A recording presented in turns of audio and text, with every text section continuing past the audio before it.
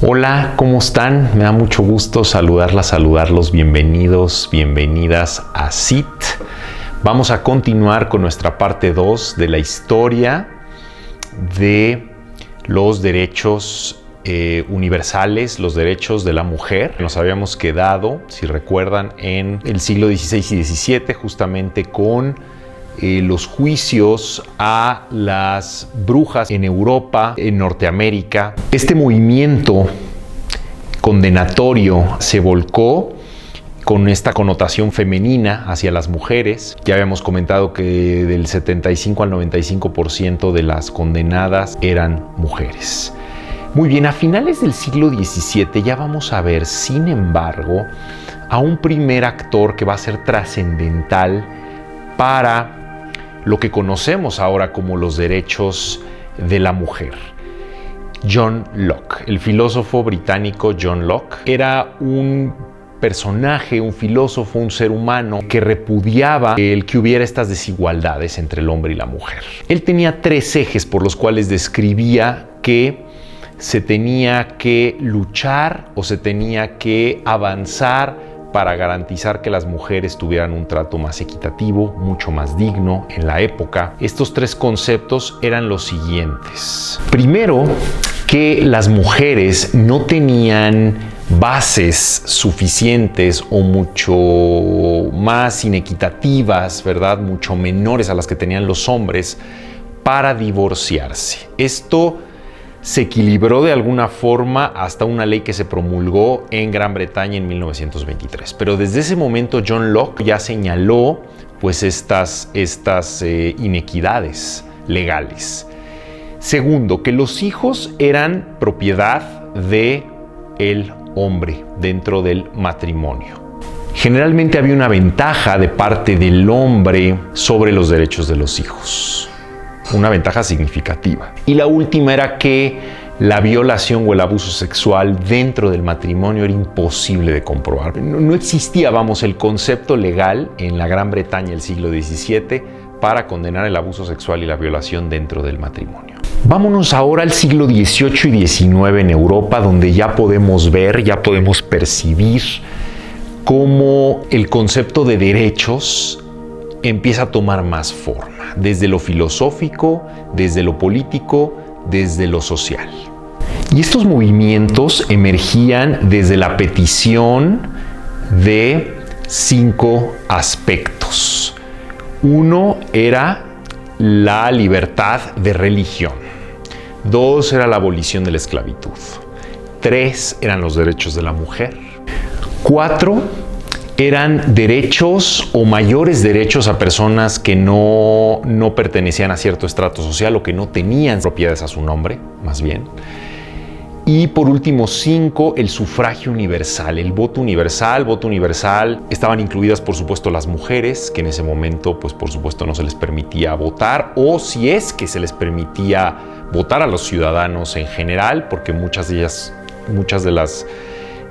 los países en Europa, en ese momento no eran países, eran monarquías, no eran repúblicas como tal, y no se les permitía el voto, ¿no? Estaban bajo una monarquía absolutista. Pero ya este concepto empezaba a tomar cada vez mayor claridad. El voto universal, ¿verdad? En la mujer, en las personas de raza distinta a la raza blanca. Estos fueron los ejes que generaron los principios democráticos de todos los personajes que pertenecieron a el movimiento en Gran Bretaña, en Estados Unidos, en Francia y en otras partes de Europa, que se le conoce como el Enlightenment o el alumbramiento de la Ilustración, de la Iluminación.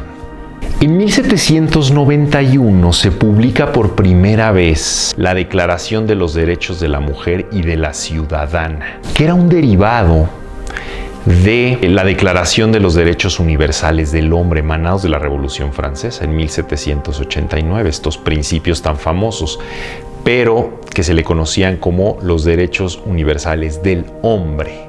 Y en una sección de esta Declaración de los Derechos Universales de la Mujer y de la Ciudadana Femenina hay una sección que incluso es crítica e irónica al solo establecer o prever los derechos universales del hombre y no incluir a la mujer, al ciudadano o a la persona, algo más neutral. Entonces, lo que dice la Declaración de los Derechos de la Mujer, esta publicación, que no era ley, era solamente una publicación, es que se había quedado cortos los ideales de la Revolución Francesa al no incluir a las mujeres.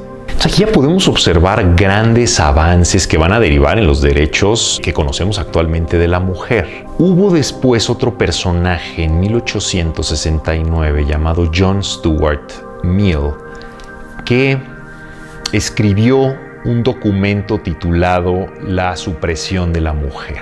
Este fue un segundo paso en Europa en estos siglos para ir poniéndole atención a la desigualdad en cuanto a los derechos entre el hombre y la mujer. Mill, en este documento que él escribió, critica fuertemente a las estructuras de la iglesia cristiana y a los preceptos cristianos en cuanto al trato inequitativo y despectivo sobre la mujer a lo largo de la historia. Después se convierte en parlamentario en Inglaterra y ahí él propone legalizar el sufragio de la mujer. Es la primera vez que se presenta ante un parlamento, es el encargado de promulgar, crear nuevas leyes, pues una ley como esta. Su primera propuesta fue cambiar el término hombre en la Constitución y en los derechos, man, por persona, para que fuera neutro y equitativo. Incluyera a todos, a todas. En la Ley de Reforma de 1867 en la Cámara de los Comunes presenta su iniciativa. Fue laureada por buena parte de sus colegas contemporáneos, sobre todo de su ideología, de su partido, pero finalmente no pasa. 76 a 196 votos. Pero esa semilla que logró plantar Mill al presentar una iniciativa de ley de tal envergadura, de esta magnitud para la época, va a ser un parteaguas. Hizo que llevara una gran atención el derecho al voto y otros derechos para que las condiciones fueran legales más equitativas para la mujer en Gran Bretaña. Muy bien, vámonos a Norteamérica, donde en Canadá y Estados Unidos en el siglo XIX y XX ya se estaba discutiendo públicamente también darle este derecho a la mujer de poder ocupar cargos públicos, de poder ser servidora pública, de poder votar, el sufragio del que hablábamos. Y ahora vámonos a Japón, que paradójicamente Japón, no lo habíamos tocado anteriormente, habíamos estado en China. Japón, paradójicamente, desde el siglo VIII y anteriormente a ello, tuvo emperatrices, mujeres, pero la ley siempre fue más favorable hacia el hombre, subordinando a la mujer con respecto al hombre. Por el siglo XX y finales del XIX, Japón tenía una de las leyes más restrictivas cuando ya se discutía en Norteamérica y en Europa, ¿verdad? El derecho al sufragio que acabamos de comentar, a la mujer, derechos universales, sociales. Se iba avanzando y se iba cada vez más discutiendo en los ámbitos ya de promulgación de leyes en el propio Estado. Durante este periodo, un periodo en el que tenemos que decir que Japón estaba progresando económicamente. Esta cuestión social dirigido hacia la igualdad entre hombre y mujer, pues había quedadose atrás respecto a otras partes del mundo. Pero fíjense después de la Segunda Guerra Mundial cómo cambiaron las cosas en Japón. Japón dio un salto cuántico de lo que era finales del siglo XIX, principios del siglo XX y buena parte del siglo XX. Terminada la Guerra Mundial y levantándose de los escombros, los japoneses pasan en sus cuerpos legislativos algunas de las leyes más progresistas, incluso más avanzadas que las que veíamos en buena parte de Europa y Norteamérica, pudiendo promulgar así Japón una ley en 1946 y que tomó efecto en 1947, permitiéndole el voto universal a la mujer en 1947. Siendo que en algunos países de Europa hasta los 70s y algunos hasta los 80s permitiendo a la mujer poder sufragar el voto.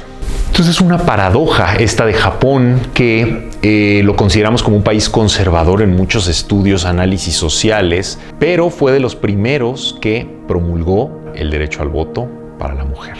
Suiza lo hizo hasta el 71, por ejemplo, ya en toda la Federación Suiza. Andorra en el 80. Liechtenstein lo hizo en el 84.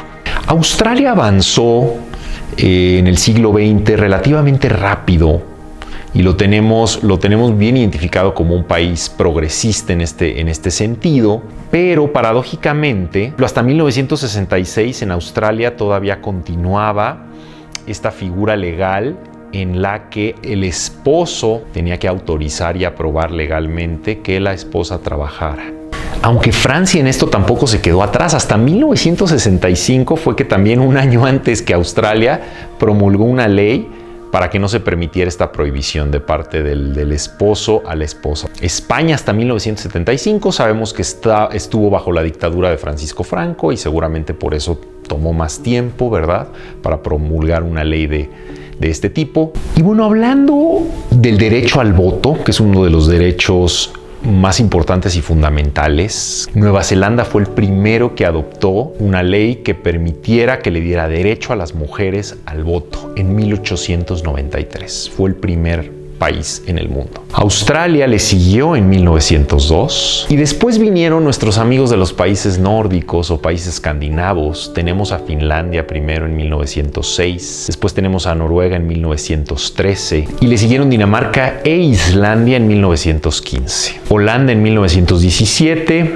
y para 1918 Austria, Alemania, Suecia, Polonia, Canadá y Luxemburgo en 1919. Estados Unidos en 1920, Turquía en 1934, y Suiza ya en todos sus cantones, porque faltaba uno de ellos que permitiera el voto a la mujer, lo pudo hacer en 1971, pero desde 1959 algunos de sus cantones ya permitían el voto, el sufragio, ya era un derecho.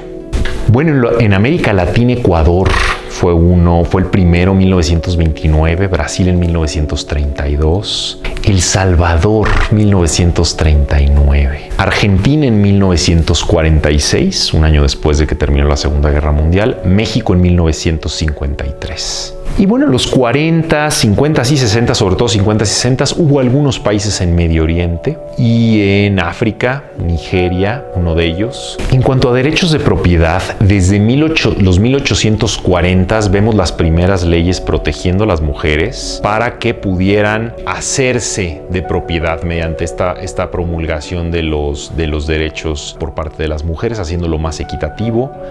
En Estados Unidos, Gran Bretaña, Canadá, sobre todo fueron los primeros países que fueron avanzando en este aspecto. Y bueno, para el siglo XX, pues libertad de movimiento prácticamente ya estaba garantizada como un derecho para las mujeres, sobre todo en las democracias o muchas de los países que se iban convirtiendo en democracias que hemos mencionado. Australia es un caso significativo que hasta 1983 se promulgó una ley en la que la mujer ya no necesitaba el consentimiento de su esposo para poder sacar su pasaporte. Saudi Arabia en 2019 promulga una ley donde ya hay un cambio significativo, un salto cuántico en cuanto a derecho de libre tránsito, ¿verdad?, para la mujer. Y bueno, el último que vamos a ver hoy en este video, en este contenido, es los derechos reproductivos, que podemos dividirlos en dos: derecho al aborto, por supuesto, y a la concepción libre. El control natal y la protección de la mujer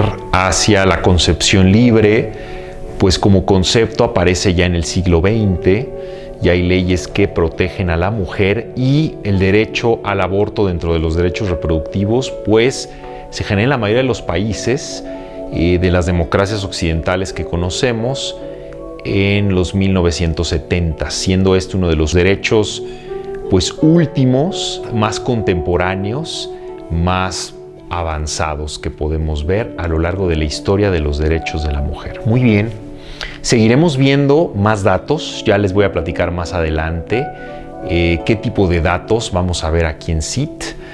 Vamos a seguir con este tema de lo que es los derechos de la mujer y nuestra parte femenina el resto del mes. Entonces todavía vamos a tener aquí algunas otras sesiones, algunos otros videos, bastante contenido. Regresa a vernos si te interesa el tema. Te pido que nos des like si te gusta el contenido. Si te sirvió de algo, pues suscríbete. Aquí estamos. Ya sabes, vamos a seguir generando contenido que nos ayude a comprendernos y a comprender. Se despide de ti José Luis García y nos vemos muy pronto. Muchísimas gracias por haber estado aquí en la segunda parte de la historia sobre los derechos de la mujer.